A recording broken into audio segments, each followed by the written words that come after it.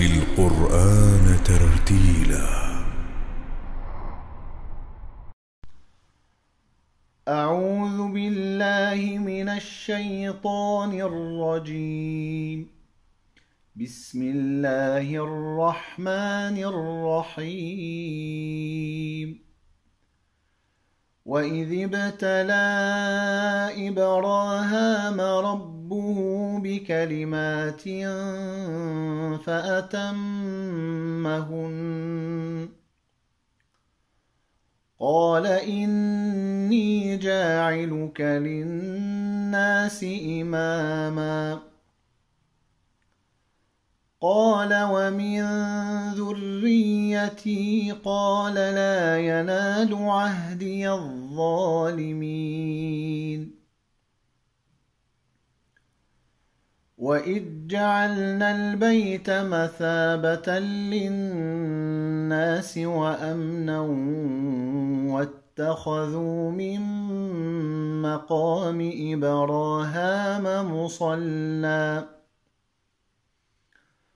وعهدنا إلى إبراهام وإسماعيل أن طهرا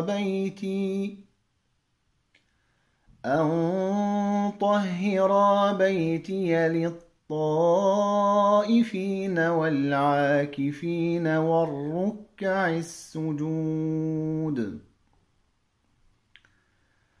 وإذ قال إبراهام رب اجعل هذا بلدا آمنا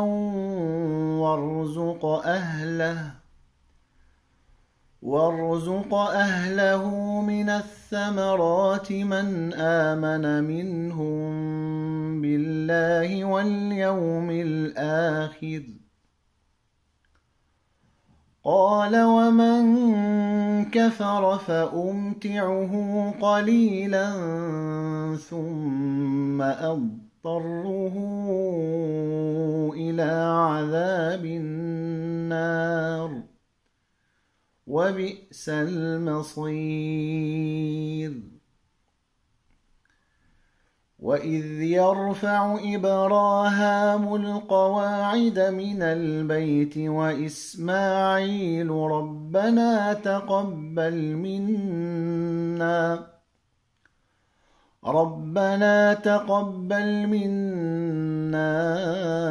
إنك أنت السميع العليم.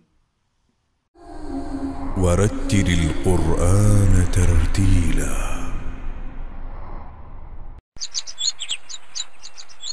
بسم الله الرحمن الرحيم. بسم الله الرحمن الرحيم. الحمد لله رب العالمين والصلاة والسلام على أشرف المرسلين. Chers auditeurs, salam alaikum wa rahmatullahi ta'ala wa barakatuh. Nous sommes au début d'année 2021. Il est de coutume de se souhaiter donc à sa famille, à ses amis, à son entourage des vœux en disant souvent bonne et heureuse année. Mais est-ce qu'on s'est déjà posé cette question? Est-ce que c'est à l'année d'être bonne et heureuse? Parce que beaucoup de gens attendent que l'année soit bonne et heureuse. Ils sont là, passifs et voilà. Si quelque chose de mauvais leur arrive, eh bien c'est la faute de l'année qui n'était pas bonne et heureuse. Et on oublie que l'année, ce n'est rien que des jours qui se succèdent.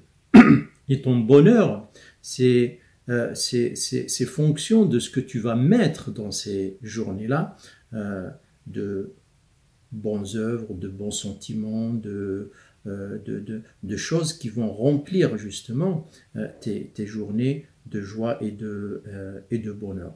Il ne faut pas se tromper en pensant que c'est peut-être l'argent, c'est peut-être la célébrité ou autre chose qui font le bonheur. Loin de là, c'est des petites choses qu'on ressent à l'intérieur de nous.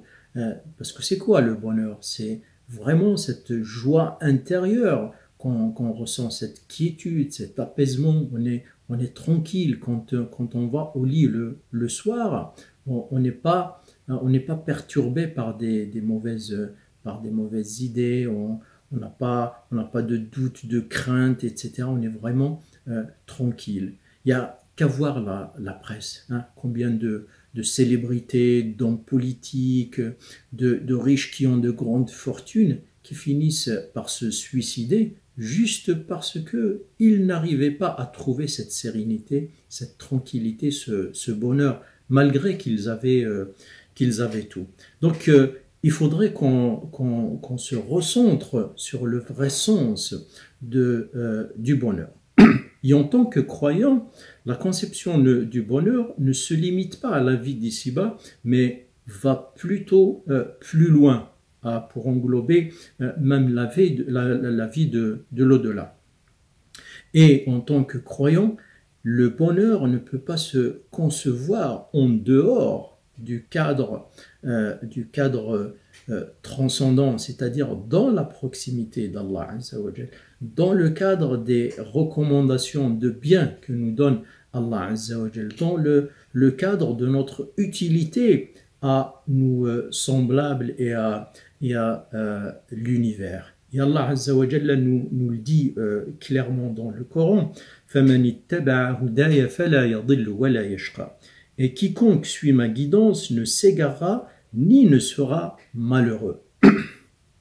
Car cette guidance pour le croyant ne peut être conçue dans la désobéissance d'Allah Azza wa Jalla. À quoi bon être désobéissant et attendre à être heureux? Certes, peut-être tu vas atteindre quelques objectifs éphémères ici dans la vie d'ici-bas, assouvir tes passions, tes besoins d'ici-bas. Mais et après, dans le delà, comment sera ton sort?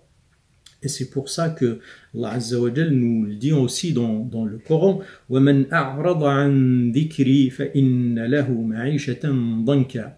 Et quiconque se détourne de mon rappel mènera certes une vie dure et pleine de gêne.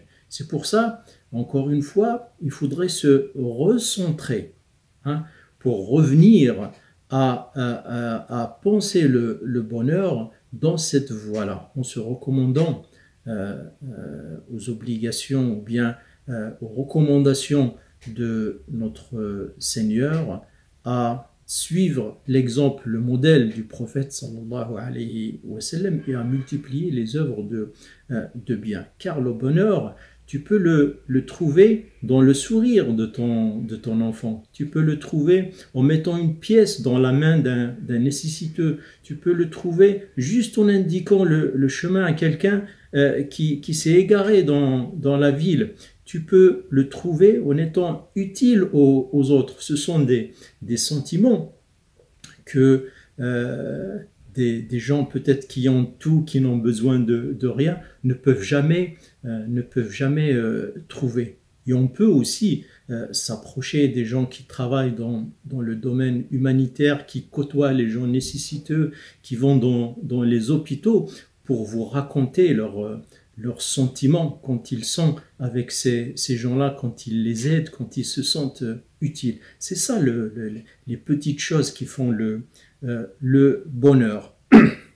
Et au niveau spirituel aussi, quand tu t'isoles pendant la nuit à invoquer ton Seigneur, à faire quelques prières, à lire le Coran, là aussi tu vas sentir un certain plaisir, une certaine quiétude, une certaine tranquillité que d'autres ne trouveront pas. C'est pour ça que un grand imam, Ibrahim ibn al-Adham, un grand soufi aussi, qui nous dit, si les rois et les fils de rois savaient ce qu'on vivait comme bonheur et bienfait d'Allah Azza wa Jal, lui parler de cette proximité de Dieu, ils nous auraient combattus avec leurs épées pour vivre ne serait-ce qu'un moment de ce que nous vivons. Voilà, mes chers auditeurs, si on peut résumer un petit peu cette histoire du bonheur. Et Allah Azza wa Jal a fait sa promesse dans le Coran aux croyants, comme quoi s'ils se conforment à ce qu'il leur a recommandé. Et s'ils font les bonnes œuvres, parce que c'est ça qui va t'apporter ce bonheur, eh bien, il leur donnera la meilleure des vies. Bien sûr, il ne faut pas regarder ça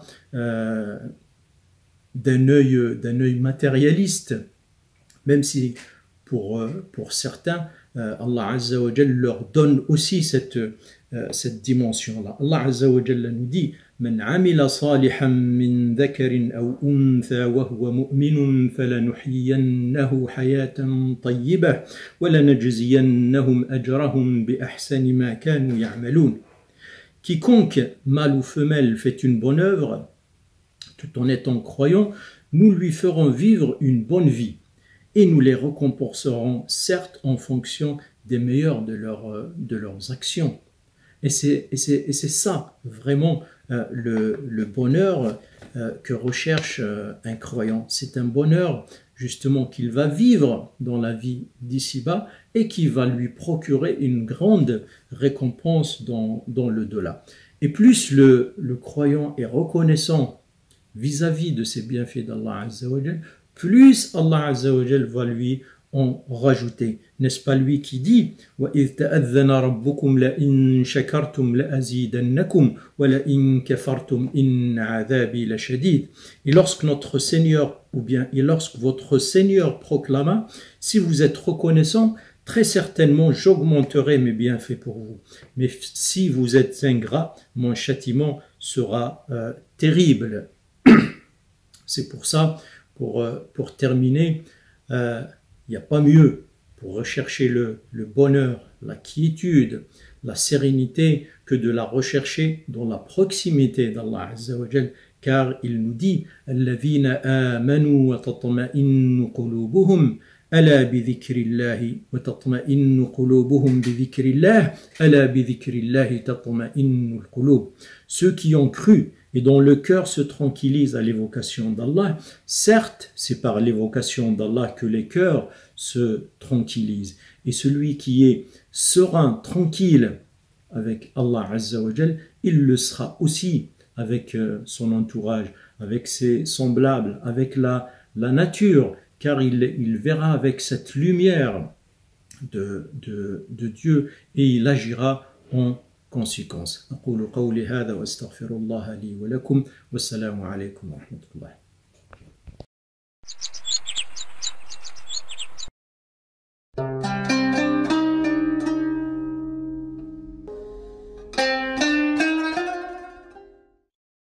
أعوذ بالله من الشيطان الرجيم بسم الله الرحمن الرحيم والصلاة والسلام على أشرف المرسلين سيدنا وحبيبنا محمد وعلى آله وصحبه أجمعين أما بعد السلام عليكم ورحمة الله.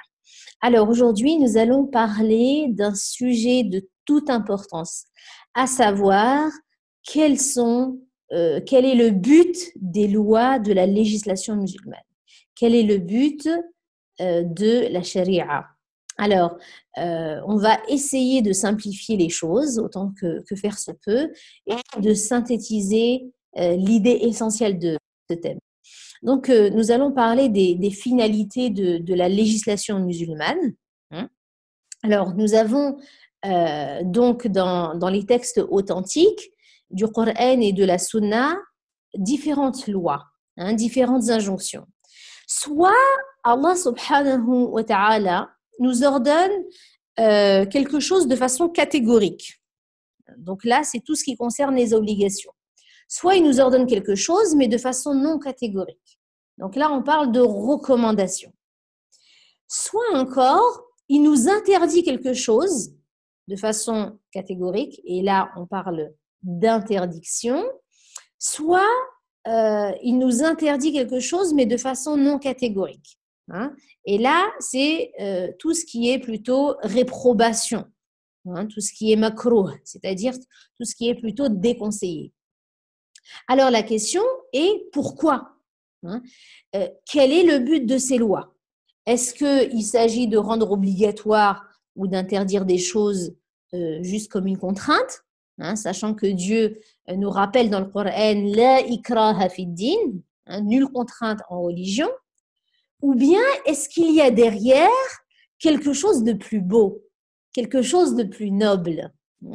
Alors, tous les savants, à travers le temps, s'accordent à dire que les prescriptions, donc les lois de la législation musulmane, sont dans leur ensemble justifiées par une raison intelligible, c'est-à-dire une raison qu'on peut comprendre. Et que ces mêmes prescriptions, que ces mêmes lois, elles visent à réaliser des finalités. Donc, je vous donne un petit exemple rapide. Allah subhanahu wa ta'ala a rendu l'alcool, al-khamr, le vin interdit. Pourquoi? Parce que il y a une grande finalité derrière cela, à savoir le fait de préserver la raison. Puisqu'en effet, l'alcool provoque l'ivresse, et si on est ivre, eh bien, on perd notre raison. On risque de se faire du mal, on risque de faire du mal aux autres, on risque de dire de mauvaises choses, on risque même de tuer une personne sur la route, si on est ivre et qu'on n'a pas notre raison, etc. Donc, ainsi, le fait d'interdire l'alcool va permettre de préserver notre raison. Donc, pour préserver cette raison, Dieu a instauré une loi qui va assurer l'intérêt de tout le monde et qui va leur éviter tout préjudice. Donc, comme je le disais, tous les savants s'accordent sur ça. Ils s'accordent aussi à dire que ces finalités, elles sont en règle générale intelligibles et logiques, à l'exception de quelques prescriptions qui sont d'ordre strictement cultuel. Comme par exemple le nombre de raka'a dans chaque prière, c'est-à-dire le nombre d'unités de prière. Par exemple, le subh, c'est 2 raka'a. Pourquoi 2? Pourquoi pas 3? Pourquoi pas 4? Zuhr, c'est Zuhr et Asr, c'est 4 raka'a. Maghrib, c'est 3 raka'a. Alors pourquoi est-ce que c'est 3 raka'a et pas plus? Donc ça, ce sont des choses qui ne sont pas... ce sont pas des choses intelligibles que l'on peut comprendre. C'est vraiment strictement du domaine cultuel. Et il y a seulement une petite minorité de fuqaha, de jurisconsultes, notamment les zahirites, les littéralistes, qui ont fait exception à cette règle, réfutant ainsi l'idée que les prescriptions elles soient liées à des causes ou des finalités.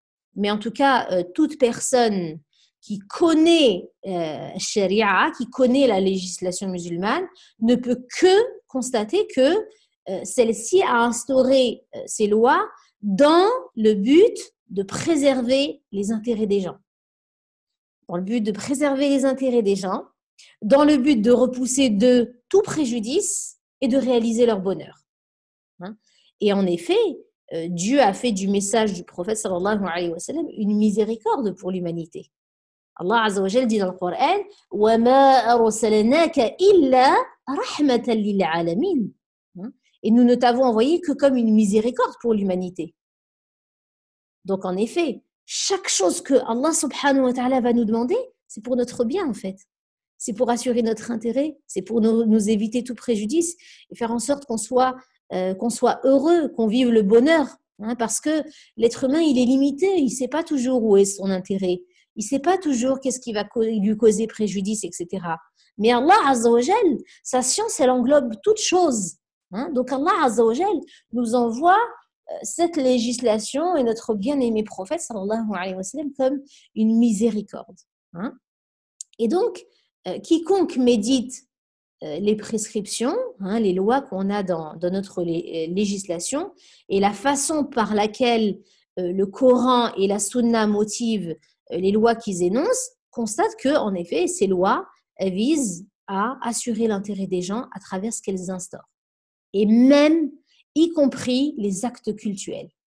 Parce que Allah subhanahu wa ta'ala, il se passe de notre adoration. Il se passe de l'adoration de ses créatures. Notre obéissance et notre reconnaissance ne lui ajouteraient absolument rien. Si je prie Allah subhanahu wa ta'ala, ça ne rajoutera absolument rien à sa grandeur et à son royaume. Ça ne lui procurera aucun avantage. Et de la même façon, notre désobéissance et notre ingratitude ne pourraient pas lui porter préjudice. Donc Allah subhanahu wa ta'ala nous le rappelle bien dans Surat al-Isra lorsqu'il dit subhanahu wa ta'ala in ahsantum li anfusikum wa in asa'tum falaha. Si vous faites le bien, c'est pour vous-même. Et si vous faites le mal, c'est contre vous-même. Ou encore dans Surat les fourmis, lorsqu'il dit subhanahu wa ta'ala وَمَنْ شَكَرَ فَإِنَّمَا يَشْكُرُ لِنَفْسِهِ وَمَنْ كَفَرَ فَإِنَّ رَبِّي غَنِيٌّ كَرِيمٌ. C'est-à-dire que quiconque est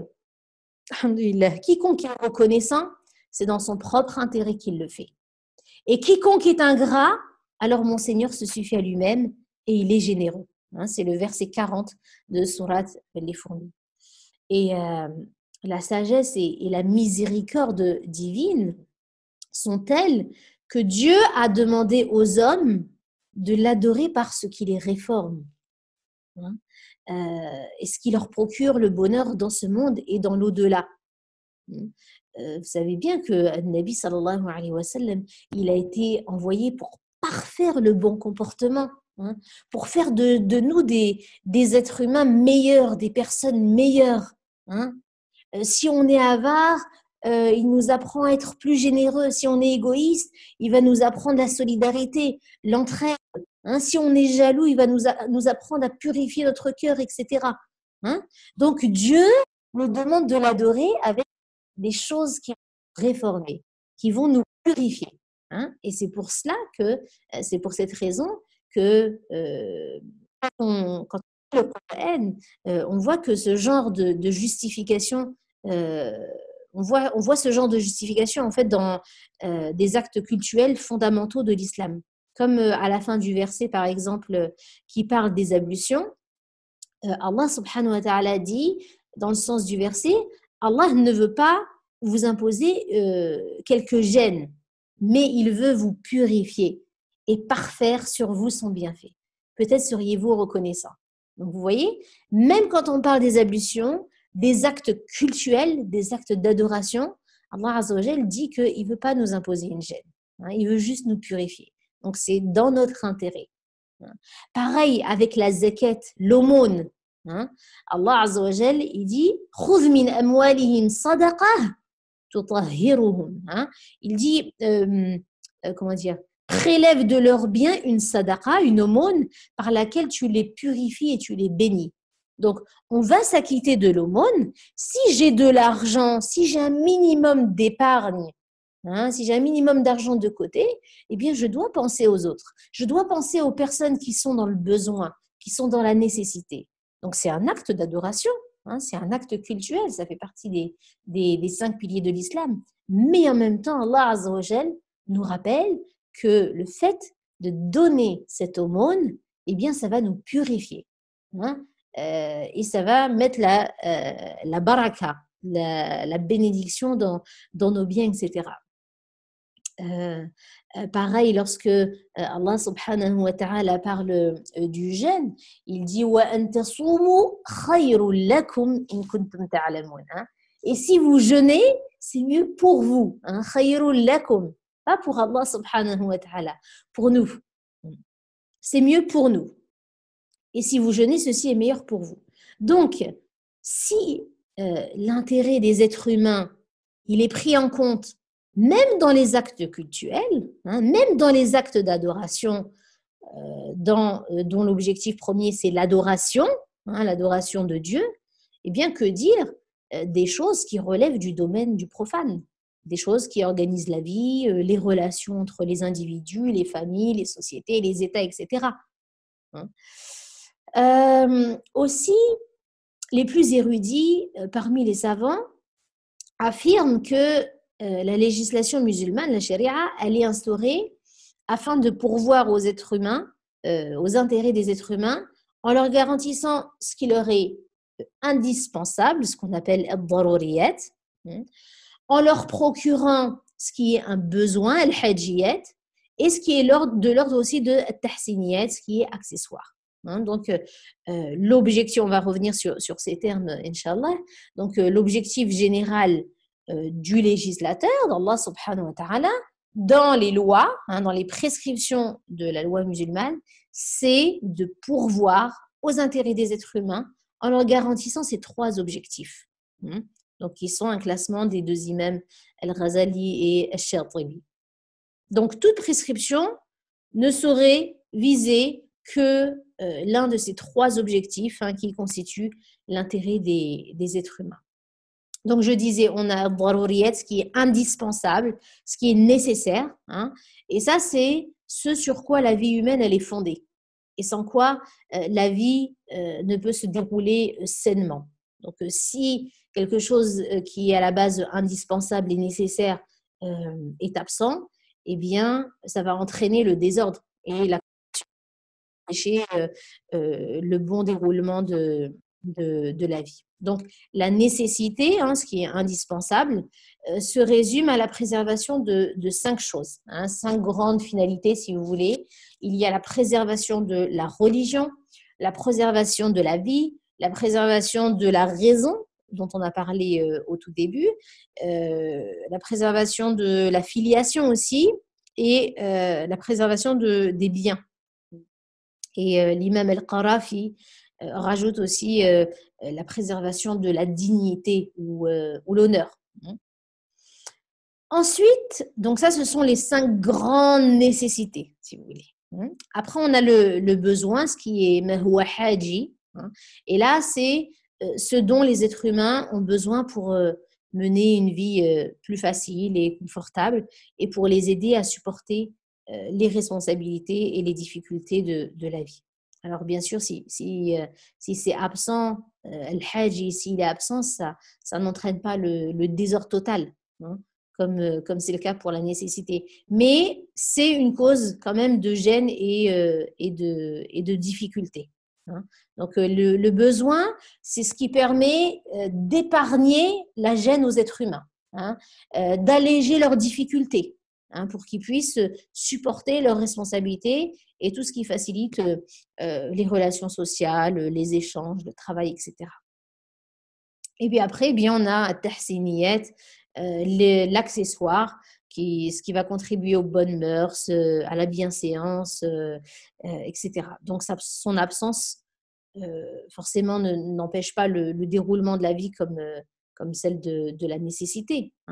Et ce n'est pas une cause aussi de gêne comme l'absence du besoin. Mais cela dit, si on manque cette partie, en fait, ce côté accessoire dans la vie, eh bien, ça peut être, on va dire, répugnant pour l'homme qui aspire à vivre une vie agréable. Ala kulli hal. Donc, l'accessoire va compléter le besoin va compléter la nécessité, et l'accessoire ne peut pas être pris en compte s'il porte atteinte au besoin. Donc, ni le besoin ni l'accessoire ne peuvent être pris en compte s'ils portent atteinte à l'indispensable. L'indispensable, c'est sacré, on peut pas, c'est les grandes finalités, on ne peut pas y toucher. Donc, cette règle qui est la finalité générale de la législation explique l'objectif général du législateur d'Allah subhanahu wa ta'ala dans les prescriptions de la loi. Et elle va expliquer aussi la hiérarchie des prescriptions, la hiérarchie des lois en fonction de leur objectif. Ça veut dire quoi ? Ça veut dire qu'il y a différents degrés en fait dans les lois. Il y a des obligations qui sont plus importantes que d'autres, par exemple. Il y a des priorités, il y a des objectifs qui sont plus importants. Par exemple, la préservation de la vie, elle est beaucoup plus importante que la préservation des biens. À l'époque où Omar radiallahu anhu était calife, eh bien, le peuple vivait une période de famine, à tel point qu'ils étaient obligés de voler, qu'ils étaient contraints à voler pour pouvoir survivre. Bien sûr, on sait que le vol est interdit. Le vol est interdit en islam parce que justement, il y a cette finalité qui est la préservation des biens. On doit préserver les biens des gens. Donc, on est réprimandé, on est sanctionné si on est amené à voler, ce qui est normal. Et donc, ce qui s'est passé à cette époque de Omar radiallahu anhu, c'est qu'il n'a pas sanctionné les gens pour cela. Pourquoi? Parce que les gens vivaient cette période de famine. Et s'ils ne faisaient pas cela, ils allaient mourir. Ils allaient mourir de faim. Et donc, Omar radiallahu anhu, il a levé cette sanction qui était infligée à l'époque aux personnes qui volaient. Il a levé cette sanction parce que il a estimé que la préservation de la vie était beaucoup plus importante que la préservation des biens. D'accord? Donc, on voit effectivement qu'il y a une hiérarchie dans les lois.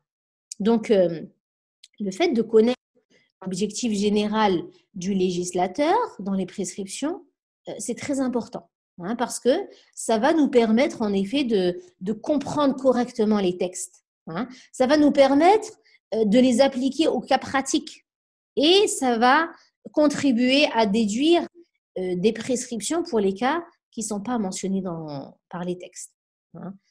Par exemple, on sait que Dieu a interdit le vin parce qu'il provoque l'ivresse, parce qu'il fait perdre la raison. Donc aujourd'hui, quand on a d'autres choses, quand on a d'autres substances ou produits dont on ne parle pas dans les textes du Coran et de la Sunna et pour lesquels on n'a pas de statut juridique, c'est-à-dire qu'on ne sait pas s'ils sont autorisés ou non, eh bien le fait de connaître tout cela va aider les savants à déduire des prescriptions juridiques et nous dire par exemple que la drogue c'est aussi interdit parce que ça nous fait perdre la raison. Donc on ne peut pas dire, non, on ne peut pas dire que la drogue c'est interdit ou le cannabis ou que sais-je parce que de toute façon c'est pas écrit dans les textes. Non, grâce à tous ces éléments qu'on a déjà mentionnés dans les textes, eh bien les savants vont pouvoir déduire des lois. Donc, en conclusion, on ne saurait comprendre correctement les textes qui énoncent les lois, des lois sans connaître l'objectif général qui est visé par le législateur et sans connaître aussi les situations particulières qui ont occasionné la révélation des différentes prescriptions dans le Coran ou la Sunna. C'est important de connaître aussi le contexte dans lequel les choses ont été révélées. Donc, cette règle, elle affirme que l'objectif qui est visé par le législateur, c'est de pourvoir, on a dit, aux intérêts des êtres humains dans la vie, leur procurant des avantages et en leur évitant tout ce qui peut leur causer du tort.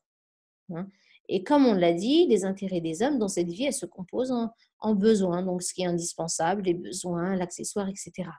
Et Allah subhanahu wa ta'ala, en fait, il a instauré donc des lois qui portent sur tous les aspects des actions humaines, pour satisfaire ce qui est indispensable, ce qui est un besoin et ce qui est accessoire. Et donc, à chaque fois, on a des prescriptions qui vont permettre d'y pourvoir, de les garantir. Parce que toutes les prescriptions, elles visent justement à satisfaire et à garantir un besoin de l'un de ces trois types. Alors maintenant, on va se poser la question à savoir sur quoi est-ce qu'on fonde l'affirmation selon laquelle toute prescription a pour objet de pourvoir à l'un de ses besoins ou de le garantir. Eh bien, tout simplement en étudiant de façon exhaustive les prescriptions de la charia, et cela dans tous les domaines, mais aussi en étudiant les raisons d'être. Ce qu'on appelle la raison d'être, c'est en arabe, c'est al-illa, les motifs de ces prescriptions. C'est-à-dire, pourquoi telle chose a été interdite, pour assurer un intérêt. Par exemple, pourquoi le prophète sallallahu alayhi wa sallam avait interdit à la femme de voyager sans mahram, sans cet homme qui est responsable d'elle et qui la protège. Bien parce que imaginez une femme qui voyage dans le désert, dans le contexte dans lequel il vivait, c'était dangereux. Elle s'expose à des risques. Elle n'est pas en sécurité. Ça, c'est la illa. C'est la raison d'être de cette loi. C'est-à-dire que c'est la raison pour laquelle voyager sans mahram a été interdit. La raison d'être de l'interdiction, c'est que la femme, elle est en danger. Donc, il faut la protéger. Et c'est ce que les étudiants, ils étudient en fait les savants, ils étudient pour se prononcer sur une loi. Ils essaient de voir quelle est la illa, c'est quoi la raison d'être. Et en effet, il y a une règle dans le droit musulman qui dit que la prescription, la loi, elle dépend de la raison d'être.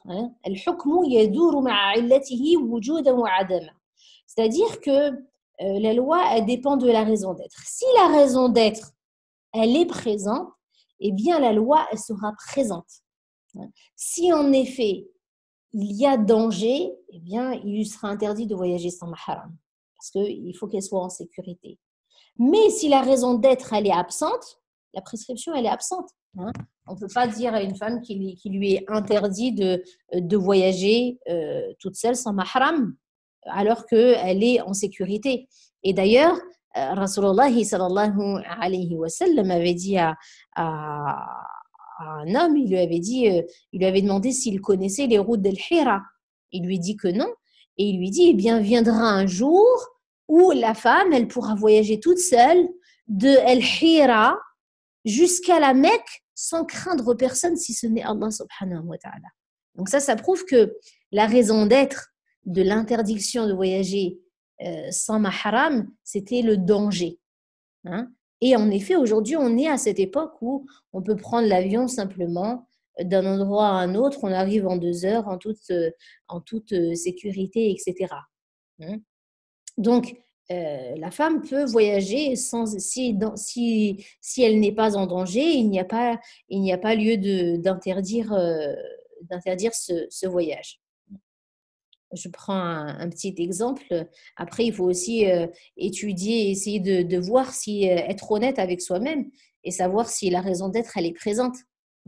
Et je peux prendre l'exemple en fait, j'ai beaucoup voyagé dans de nombreux pays et souvent toute seule, mais en sécurité. Cela dit, une fois, je devais assister à un colloque scientifique du Conseil européen pour la recherche et la fatwa à Istanbul et tout était prévu. Donc, j'avais mon billet, etc. Je devais arriver là-bas. Et une sœur turque devait donc me récupérer à Istanbul et c'était tard le soir. Cela dit, elle a eu un empêchement. Elle a eu un empêchement et m'a informé qu'elle ne pourrait pas venir me chercher. Et là, j'ai estimé que j'allais voyager certainement en étant en danger, entre guillemets, parce que j'arrivais dans un pays que je ne connaissais pas, dont je ne connaissais pas la langue. J'arrivais le soir, la nuit, toute seule, etc. Et là, je me suis dit, la raison d'être, elle est présente. Il y a danger, donc je ne peux pas voyager. Je peux pas voyager toute seule, effectivement. D'accord ? Donc, il est important de prendre en considération cette raison d'être. C'est-à-dire que là, en fait, il s'agit d'appliquer des prescriptions à un cas précis. On sait que le prophète sallallahu alayhi wa sallam l'a interdit pour une raison. C'est le danger. Aujourd'hui, on peut voyager sans aucun danger, donc il n'y a pas lieu de dire « Ah ben non, le prophète sallallahu alayhi wa sallam l'a interdit, c'est interdit ». Non, il y a une raison d'être que l'on doit connaître. On ne peut pas prendre juste de façon littéraliste le hadith et le sortir de sa illa et de son contexte également. Pareil, on peut prendre aussi l'exemple de la finalité dont on a parlé précédemment, à savoir la préservation de la filiation. Pourquoi est-ce qu'il est interdit de donner à un enfant un autre nom de famille que celui de son père? Pour préserver justement sa filiation. Si j'adopte un enfant et que je change son nom de famille, de façon à ce qu'il ne sache plus qui sont ses parents biologiques, eh bien c'est un préjudice. Parce que tôt ou tard, l'enfant, il aura besoin de savoir qui il est, d'où est-ce qu'il vient, qui sont ses parents, etc. Ce sont des choses qui sont indispensables pour pouvoir se construire. Et la preuve, c'est que arrivé à un certain âge, les personnes qui ont été adoptées, elles font très souvent des recherches quant à leur famille parce que ça leur est indispensable de savoir qui est leur famille, qui sont-ils. Hein. Et ne pas retrouver sa famille peut détruire ces personnes et créer un manque dans leur vie, un déséquilibre. Et donc, Allah subhanahu wa ta'ala a interdit de changer le nom de quelqu'un parce que l'une des grandes finalités de la législation, c'est la préservation de la filiation. Hein, c'est de l'ordre de ce qui est indispensable. Bien sûr, ça ne veut pas dire qu'il est interdit d'adopter des enfants, hein, mais il y a l'adoption plénière et l'adoption simple, c'est-à-dire qu'on peut aussi les adopter tout en faisant en sorte que leur filiation elle soit assurée, c'est-à-dire que le nom de leur père figure toujours en fait dans leur papier. Hein. Si c'est le cas, dans ce cas-là, il n'y a pas de problème. C'est comme une femme, par exemple, qui se marie. Si elle prend le nom de son époux, ça ne pose pas problème dans la mesure où, justement, dans le contexte dans lequel on vit, eh bien, son nom de jeune fille apparaît toujours dans son état civil. Donc, la préservation, la finalité qui est la préservation de la filiation est assurée.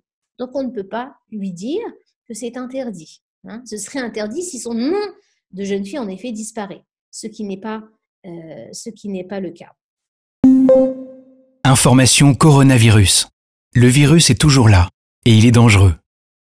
Pour nous protéger les uns les autres et limiter les transmissions, respectez ces gestes simples. Lavez-vous très régulièrement les mains avec de l'eau et du savon ou utilisez une solution hydroalcoolique.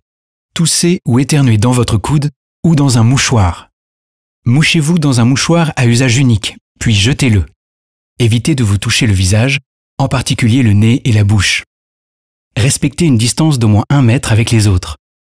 Saluez sans serrer la main et arrêtez les embrassades. Et en complément de ces mesures, portez un masque quand la distance d'1 mètre ne peut pas être respectée. Merci à tous. Ensemble, protégeons-nous. Si vous avez besoin d'aide, appelez le 0800 130 000 ou plus d'informations sur gouvernement.fr. Ceci est un message du ministère chargé de la Santé et de Santé publique France.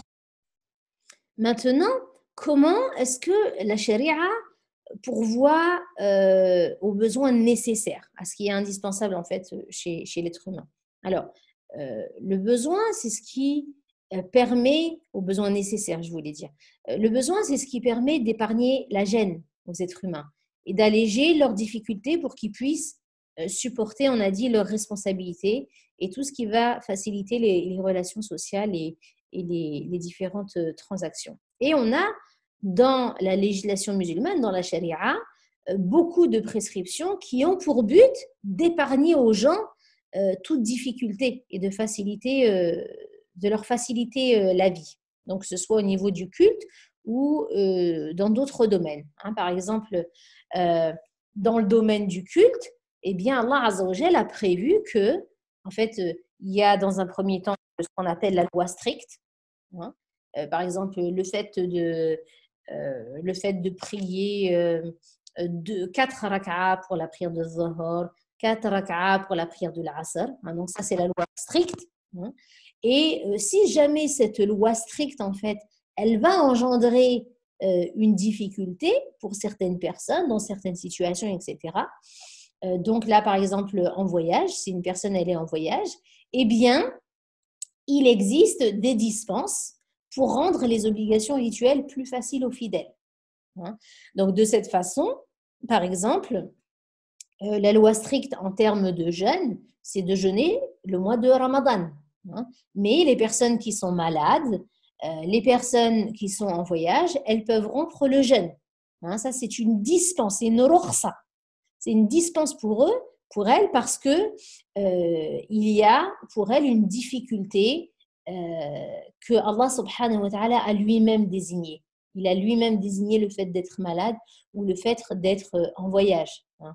Donc, pareil, en termes de prière, comme je disais, les voyageurs peuvent raccourcir leur prière. Hein. Une personne qui ne peut pas prier debout, elle peut prier assise. Si elle ne peut pas prier assise, Si elles ne peuvent pas prier assises, elles peuvent prier allongées, etc. Si jamais on est dans un cas où on n'a pas d'eau pour faire nos ablutions, bien on peut faire nos ablutions sèches. Hein, on peut faire le tayammum.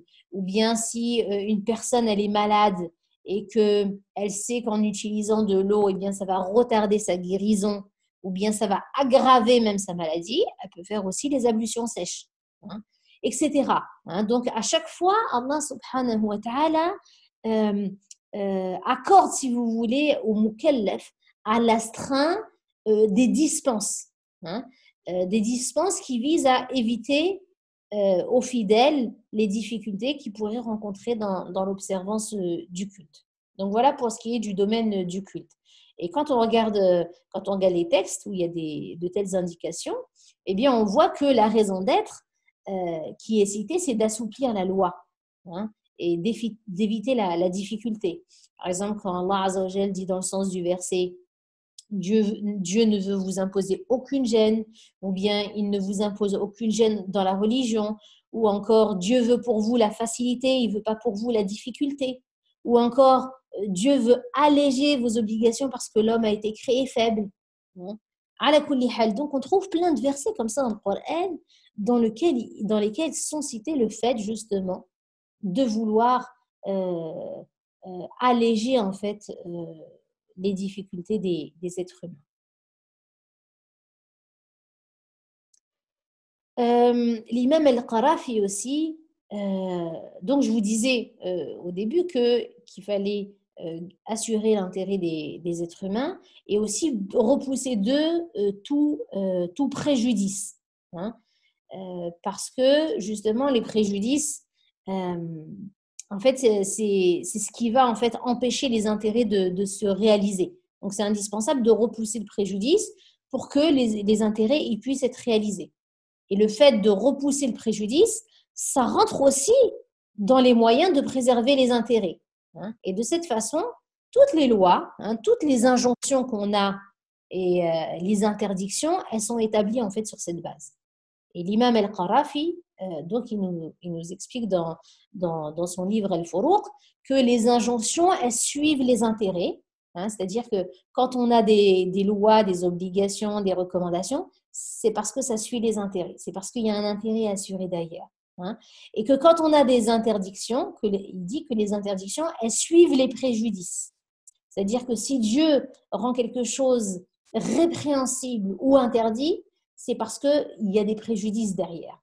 Et que quand l'intérêt, la maslaha, quand l'intérêt en fait il est à son niveau inférieur, eh bien ce qui en découle, ça va être de l'ordre de la recommandation. C'est-à-dire que s'il y a un intérêt qui est pas très indispensable, si vous voulez, la prescription, elle va être juste de l'ordre de la recommandation et pas de l'obligation. Par contre, si l'intérêt, il est à son niveau supérieur, hein, c'est un grand intérêt, et bien ce qui va en découler sera sera du domaine de l'obligation. Hein. Et il dit aussi que plus l'intérêt il est grand, et plus il monte en degré. Et plus la recommandation elle monte en degré, hein, jusqu'à avant le niveau inférieur de l'obligation, en fait ils disent jusqu'à être proche de l'obligation. Et pour le préjudice, le mafsada, on dit la même chose en fait. Si le préjudice il est à son niveau inférieur, ça va impliquer de la réprobation, quelque chose de déconseillé. Par contre, si le préjudice il est à son niveau supérieur, eh bien là on va interdire la chose. Donc la répréhension elle s'élève en fonction du degré du préjudice. Donc voilà. En gros, pour terminer, il faut retenir deux choses. Hein. Le but des lois de la législation musulmane, vous l'avez bien compris tant je l'ai répété tout au long de cette intervention, c'est d'assurer l'intérêt des êtres humains et de leur éviter tout préjudice d'assurer leur bonheur.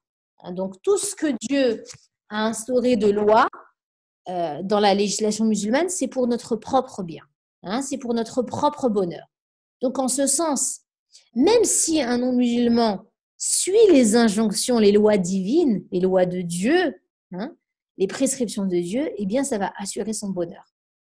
Et je peux prendre l'exemple du jeûne de Ramadan. Bien sûr, le jeûne de Ramadan, sa finalité, c'est at-taqwa, hein, c'est d'atteindre la piété. Hein. d'avoir, en fait, d'apprendre à avoir cette conscience d'Allah subhanahu wa ta'ala, d'apprendre à adorer Dieu comme si on le voyait. Hein. Mais on peut aussi découvrir après d'autres intérêts aussi, comme ceux sur la santé. Comme disait le Nabi sallallahu alayhi wa sallam, Soumu tasihhu, jeûnez, vous serez en bonne santé. Et il y a un certain nombre de personnes aujourd'hui qui ne sont pas musulmanes et qui jeûnent parce qu'elles ont découvert que le fait de jeûner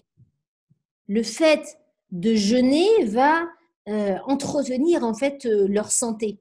Et la science a prouvé que le jeûne a des bienfaits sur la santé. Vous savez qu'un certain nombre de centres de jeûne ont ouvert à travers le monde, aux États-Unis, en Allemagne, en France, en Suisse, etc. Parce qu'il a été prouvé scientifiquement que jeûner est bon pour la santé. Que les différentes glandes, elles sécrètent des acides et elles détruisent beaucoup de germes qui peuvent provoquer des maladies quand on jeûne. Le jeûne stimule aussi le renouvellement de la vie cellulaire. Il digère les toxines, les cellules et les tissus qui sont endommagés. Le corps, pendant le jeûne, se détoxique et il rajeunit en profondeur. Donc nous, en tant qu'êtres humains, notre science, elle est limitée. Il y a des choses qu'on sait, il y a des choses qu'on ne sait pas, comme je le disais, tandis que la science d'Allah Azza wa Jal, elle embrasse toutes choses. Et lui, seul, sait ce qui est bon pour nous, que ce soit pour cette vie d'ici-bas ou la vie de l'au-delà. Et il sait comment nous préserver, comment assurer tous nos intérêts, ceux auxquels notre raison a accès et ceux auxquels elle n'a pas accès. Donc, seul Allah Azza wa Jal sait comment nous éviter tout préjudice et assurer notre bonheur. Et ainsi, la législation musulmane mène au bonheur, elle mène au juste milieu, elle mène à l'équilibre dans tous les domaines et on ne peut absolument pas la réduire à un certain nombre de sanctions qui reviennent sans cesse dans les médias pour la définir. Donc, barakallahu fikum, j'espère que vous avez pu, à travers cette intervention, comprendre la sagesse d'Allah subhanahu wa ta'ala, son immense générosité, son amour pour ses créatures, qu'Allah subhanahu wa ta'ala nous garde sur le droit chemin et nous guide à ce qu'il y a de meilleur pour nous. Subhana rabbika rabbil izzati amma yasifun wa salamun ala al-mursalin, alhamdulillahi rabbil alamin.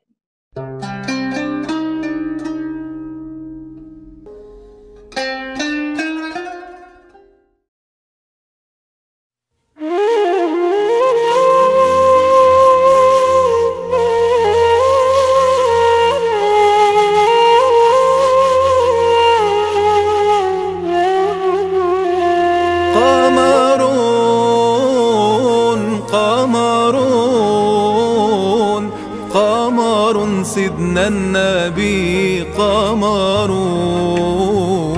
وجميل وجميل وجميل سيدنا النبي وجميل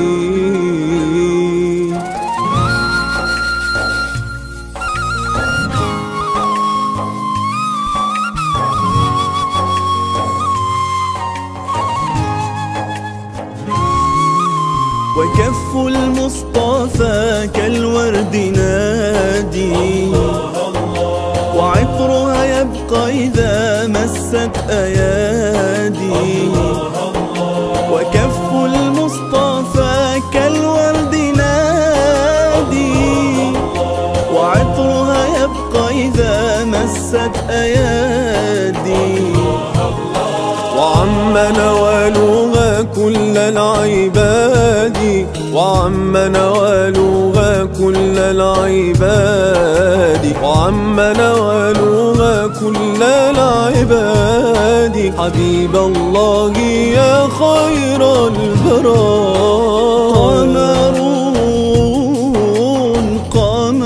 قمرون قمر سيدنا النبي قمرون وجميل وجميل وجميل سيدنا النبي وجميل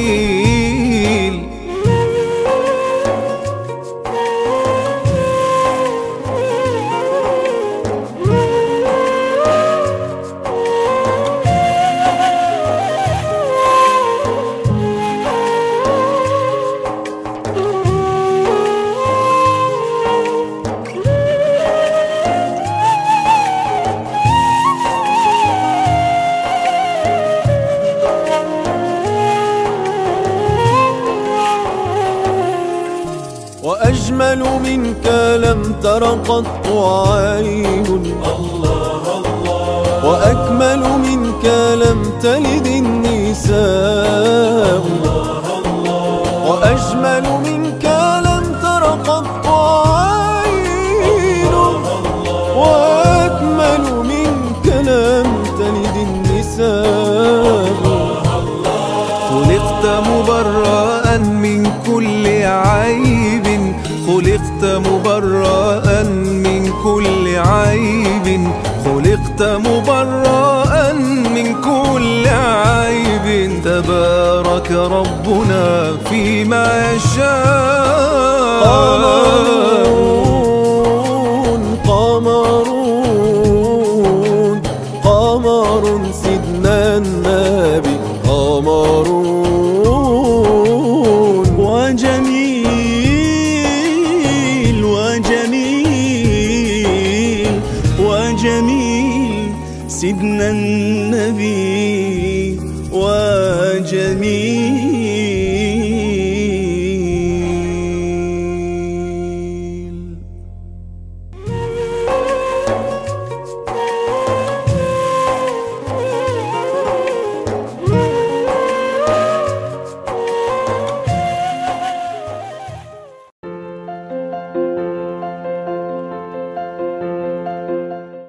Assalamu alaykum wa rahmatullah. Le prophète de l'islam est le symbole par excellence de la modestie, le parangon de l'humilité. Il ne cherchait pas à se distinguer de ses contemporains et même des prophètes qui l'avaient précédé. Il refusait qu'on fasse une différence entre lui et ses prédécesseurs. Il se sentait un ami, un frère des prophètes Jésus, Moïse, Abraham, voire même il les prenait comme modèle et référence.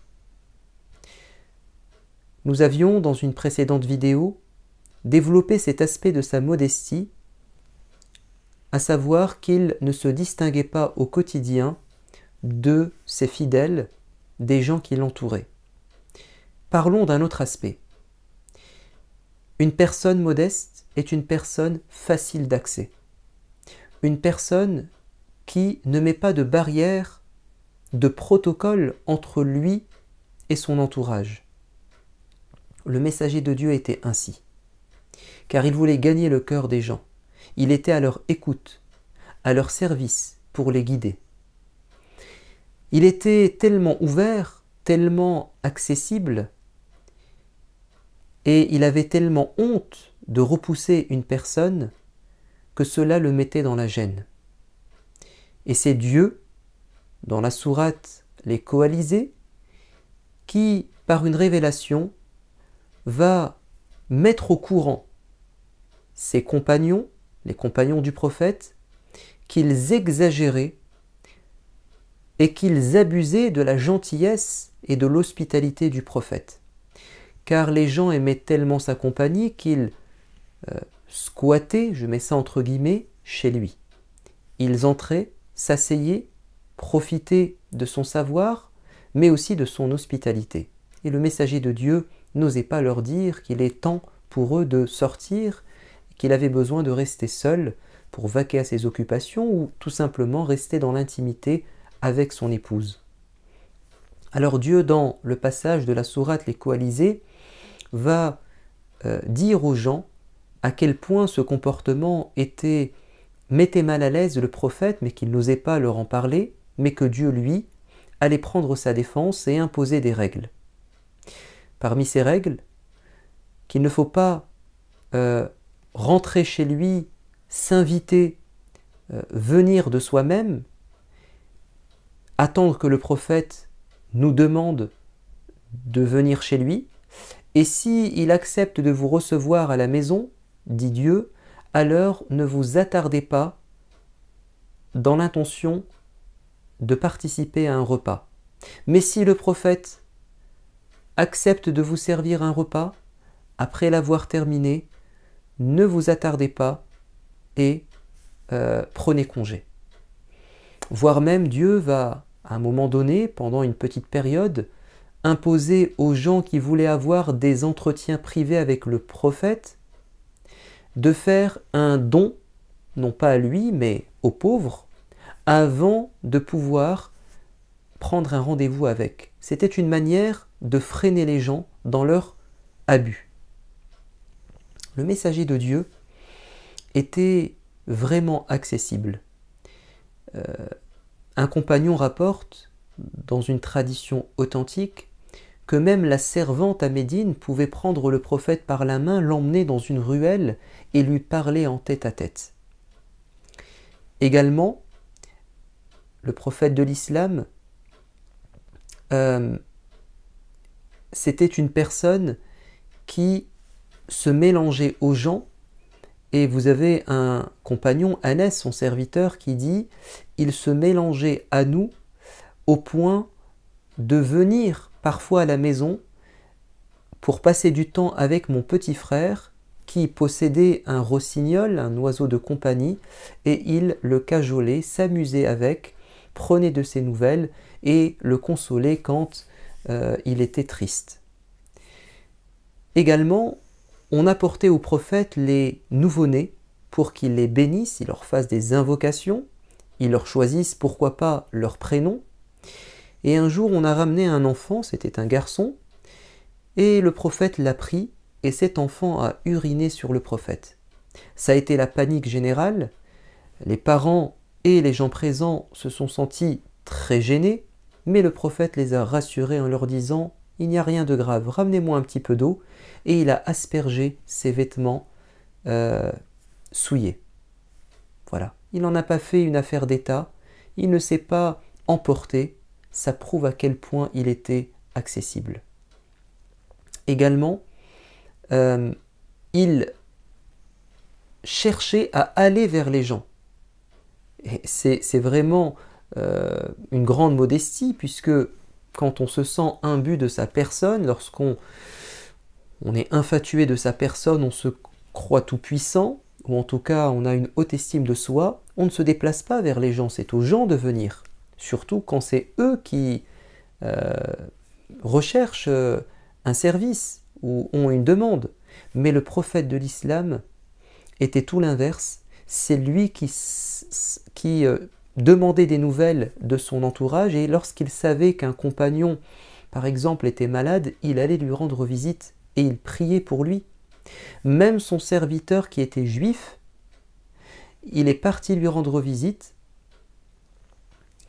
et le prophète alayhi salatu wassalam recevait chez lui tout type de personnes, et quand des gens voulaient l'inviter à leur maison, il n'hésitait pas à s'y rendre. Par exemple, un homme aveugle a dit au prophète voilà ma vue, alors soit il est aveugle, soit il était très malvoyant, je ne peux plus venir à la mosquée accomplir mes prières et j'aimerais que tu viennes chez moi pour accomplir une prière dans un endroit qui me servira de lieu de culte, de lieu de recueillement. Et le prophète va lui rendre visite un samedi accompagné de Omar, de Abu Bakr, et il va diriger une prière dans un coin de sa maison, et cet homme malade va en faire son lieu privilégié où il adorait son Seigneur. Et une femme également va lui demander la même chose, une femme âgée, et il va répondre à sa demande. Pourquoi était-il ainsi? Parce que sa mission était d'aller vers les gens pour les ramener vers le chemin de la vérité, de la vertu et du bonheur. On ne peut qu'être humble et modeste et accessible quand on a ce type de mission. Et lorsque le prophète de l'islam a pu parfois faire une erreur stratégique en repoussant des gens, Dieu était là pour l'éduquer, pour lui donner des conseils. On a une sourate qui s'appelle le renfrogné, dans laquelle Dieu va sermonner, va reprocher au prophète son attitude lorsqu'il était dans une discussion de haute importance avec des dignitaires de la Mecque qu'il tentait de convaincre ou de les gagner à sa cause, et voilà qu'un homme aveugle de basse condition sociale, faisant partie des misérables de la société, qui s'appelle Abdullah ibn Maktoum, arrive comme un cheveu sur la soupe, parce que le prophète sait très bien que la venue de cet homme va l'interrompre dans sa discussion, et puis surtout, ces gens qui étaient les orgueilleux, les puissants de la société, n'allaient pas accepter d'être en compagnie de ce gueux. Et donc, le prophète de l'islam va tourner son dos, renfrogner son visage, parce qu'il était mécontent, dérangé, et il va continuer à discuter avec ces gens. Et Dieu va lui dire, tu n'aurais pas dû faire ça. Car toi, tu dois répondre à celui qui est bien intentionné, à celui qui a un cœur pur. En l'occurrence, cet homme, dans son apparence, il est méprisable aux yeux des gens, mais il a un cœur pur et c'est ce qui fait sa valeur. Tandis que ces gens avec qui tu discutais, ils étaient réfractaires, ils étaient orgueilleux, ils ne méritaient pas donc ton énergie. Tu dois concentrer tes efforts envers ceux qui le méritent. Et le prophète a compris la leçon. Et plus jamais il ne refera la même chose. Et bien au contraire, il valorisera cet homme, Abdullah ibn Maktoum, durant toute sa vie, en lui confiant des responsabilités qui normalement ne devraient pas être données à un homme infirme. Il va en faire le lanceur de l'appel à la prière aux côtés de Bilal, alors que nous savons très bien que, étant aveugle, il ne pouvait pas savoir à quel moment la prière commence, mais il avait une personne à ses côtés qui lui disait « L'aube est arrivée, le soleil s'est couché », par exemple. Donc on pouvait se passer de lui, mais c'était une manière de le valoriser, de dire « On a besoin de gens, même s'ils ont des défauts, ils restent des gens utiles et bons ». Et il lui a même confié un poste politique après ce poste religieux, lorsqu'il lui demande de le seconder, de le remplacer pendant qu'il était absent. C'est Abdullah ibn Maktoum qui va être le référent à la Mecque, à Médine, pardon. Donc voyez comment le prophète de l'islam était extrêmement modeste. Nous verrons dans une prochaine vidéo d'autres aspects de sa modestie. Que Dieu le bénisse, lui fasse miséricorde et qu'il nous permette de le prendre comme exemple dans notre vie. Wassalamu alaikum wa rahmatullah. اللهم إنا نسألك بأنك أنت الله الأحد الصمد الذي لم يلد ولم يولد ولم يكن له كفوا أحد أن تنظر إلينا في ساعتنا هذه فتنزل علينا رحمة من عندك وحنانا من لدنك تغننا بها عن رحمة وحنان من سواك. إلهي كيف أمتنع بالذنب من الدعاء ولا أراك تمتنع مع الذنب من العطاء فإن غفرت فخير راحم أنت وإن عذبت فغير ظالم أنت. إلهي وقف السائلون ببابك ولاذ الفقراء بجانبك ووقفت سفينة المساكين على ساحل كرمك يرجون الجواز إلى ساحة رحمتك ونعمتك.